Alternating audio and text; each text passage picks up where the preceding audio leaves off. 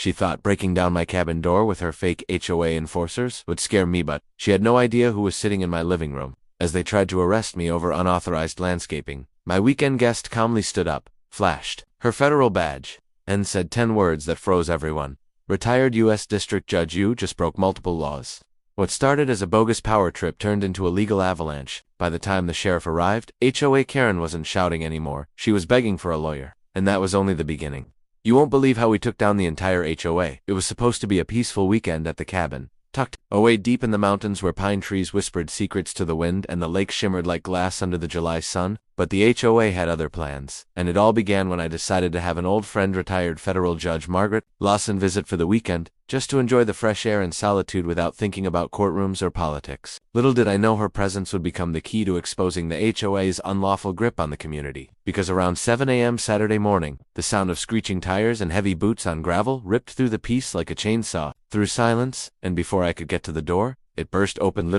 ripped off its hinges, as 3 members of the HOA's so-called enforcement team stormed in like they were SWAT, led by none other than Karen Prescott, the self-appointed president of the association who had made it her mission to make my life miserable ever since I refused to install one of her overpriced community-approved satellite dishes. She pointed a shaking finger at me and barked, "You are under citizen's arrest for unauthorized landscaping and ignoring HOA Code Section 4.3.1. As if she had the legal authority to detain someone. And while I stood there stunned in my flannel pajama pants, Margaret calmly stepped into the living room, her silver hair perfectly combed, her expression unreadable, and asked, "May I ask who gave you the authority to break and enter into a private residence?" But Karen wasn't listening. She was too focused on demanding I kneel and put my hands behind my head. As 2 HOA thugs in polo shirts and cargo pants tried to grab my arms while fumbling with zip ties, but before they could even touch me, Margaret reached into her handbag and calmly pulled out her federal badge, announcing, "Margaret Lawson, retired U.S. District Court Judge now, unless you want felony charges for trespassing,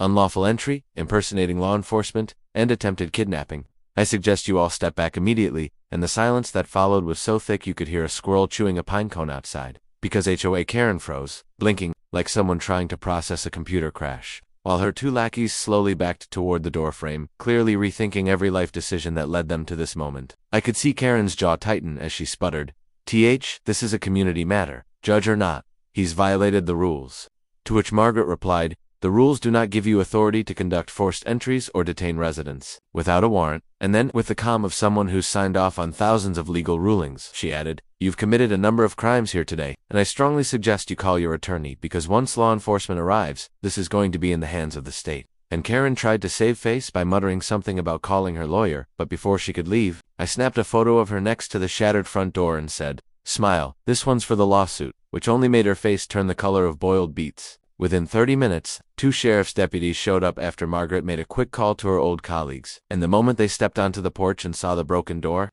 they didn't need much convincing. Karen and her HOA minions were separated and questioned while I gave my statement, and Margaret provided hers like the pro she was, detailing how the HOA's entire operation was not only illegal, but also operating under fraudulent interpretations of civil codes that didn't apply to individually owned cabins outside their original jurisdiction. By noon, Karen had been taken downtown for questioning, her face pale and twitching, while the rest of the HOA members scattered like cockroaches when the light comes on. And I stood there beside Margaret, sipping coffee as she said with a small smile, "You know, retirement's not so boring after all." And I realized that sometimes the best defense against injustice isn't a fight, but bringing in someone who's already beaten the system 100 times before. Judge Lawson had turned the HOA's power play into their worst legal nightmare, and as the sheriff's cruiser pulled away, I couldn't help but feel the tide had finally turned. The silence that followed Karen's arrest was like the breath before a storm. Neighbors whispered, HOA members scattered like ash in the wind, and for the first time since buying my cabin, I could sip my morning coffee without wondering which ridiculous violation letter would show up next. But it wasn't over, not by a long shot, because the Judge Margaret Lawson wasn't the type to walk away from injustice without making sure it was thoroughly dismantled.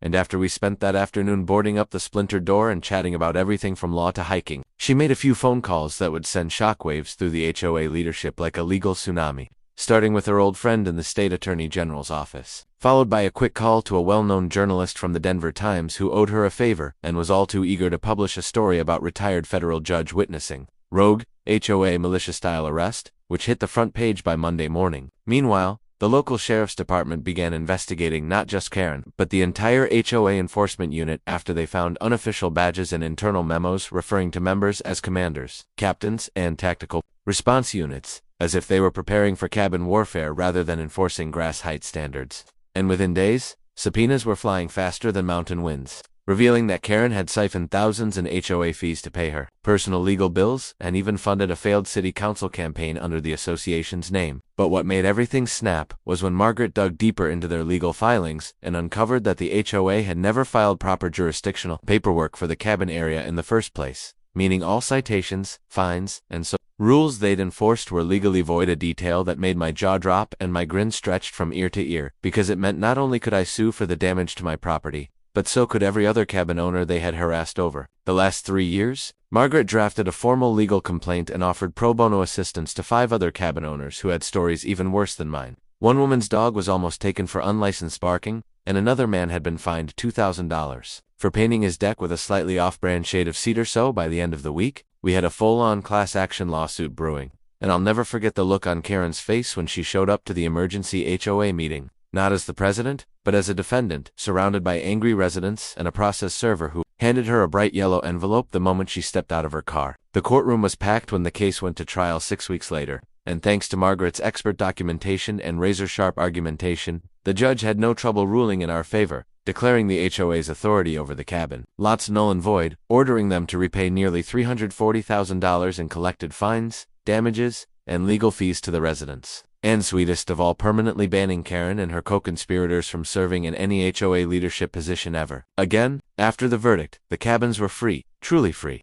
and as neighbors celebrated with barbecues and fireworks by the lake, I stood with Margaret watching the sun dip below the tree line and asked her how she knew exactly what to do, and she just smiled and said, "Bullies always forget some cabins have guardians," before handing me a copy of the new property deed she'd helped me file, marked with a notice that explicitly excluded HOA oversight forever, meaning no more citations, no more fines, no more early morning door pounding by clipboard-carrying zealots. Months later, the now defunct HOA's clubhouse was converted into a community library and gathering hall, renamed in Margaret's honor, the Lawson Lodja, place for peace, discussion, and freedom from bureaucratic tyranny. And every time I walk past that broken old door frame that I decided not to repair as a reminder of what happened, I think back to the morning they tried to drag me out of my own home, and smile knowing that it was the day everything changed, not just for me, but for an entire neighborhood that learned, thanks to one very special guest, that no matter how loud HOA Karen yells, the law still whispers louder.